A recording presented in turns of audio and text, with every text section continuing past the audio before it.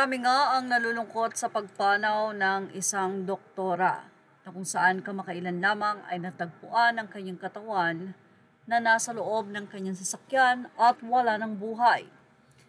At ngayon nga, ang person of interest sa nasabi nga pong pagpanaw ng doktorang ito ay lumantad na.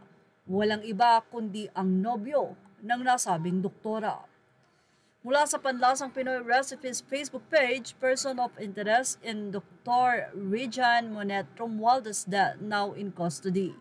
The person of interest in the death of Dr. Rejan Monet Romualdez is now in police custody. He was reportedly the last person seen with the victim before she was found dead with a gunshot wound to the head on February 15. The suspect, identified as Raymart Martinez, who was also the victim's boyfriend, surrendered at Matnog Port in Sorsogon after nearly 3 days in hiding. It can be recalled that the local government of Naga offered of a 1.2 million reward for any information leading to his whereabouts. Martinez faced the media but refused to answer questions, including why he left after his living partner's death. He stated that only his lawyer would respond on his behalf. Actually, sinasabi nga pong video, makikita na gusto niya namang magkwento at magsalita, pero hindi nga nito kinaya. Magbe-birthday din ang nasabi nga pong doktora bukas, February 20. At ilang araw bago ang kanyang kaarawan ay pumanaw nga ito. At kwento nga ng kanyang boyfriend, magse-celebrate daw sila sa nasabi nga pong birthday.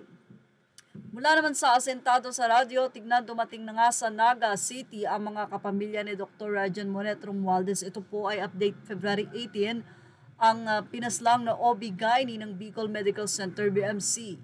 Sa panayam ng media kay Jackie Millar, kamag-anak ng biktima, sinabi nito na nakikiusap siya kay Raymart Martinez, ang boyfriend ng doktor, na lumantad na ito dahil siya ang huling kasama bago nakitang wala nang itong buhay sa loob ng sasakyan. Naniniwala siya na may alam ito sa pagpanaw ng doktor dahil anya kung wala dapat hindi ito nagtatago. Hangad nila ang madalian na paglutas sa pagpaslang kay Dr. Raj. Umabot na sa 1.2 milyon na pabuya na nagsimula sa 200,000, maituro lamang ang salarin. At ngayon nga, mismong ang boyfriend na ang sumuko sa mga pulis. Humarap sa media ng ilang minuto ang person of interest na si Raymart Martinez, pero hindi ito sumagot sa mga tanong kung may kinalaman ba siya sa pagpanaw ng kaniyang girlfriend na si Rejan Monet Romualdez dahil naghihintay pa ito ng kanyang abogado. Nang tanungin kung may mensahe siya sa pamilya ng doktor, ito'y biglang yumuko at napaluha, lalo na nang sabihin ito na bukas ay birthday ni Dr. Ra via Joel Solina Pitik Saniel. Yan po ay mula po sa nasabing update ng asentado sa radyo. So, ibig nga sabihin ay magdidiwang sana sila ng kaarawan ng nasabing doktor. Hindi nga niya na pigilang mapaiyak habang nagsasalita. Pero ang rason ay hindi niya nga niya sinabi.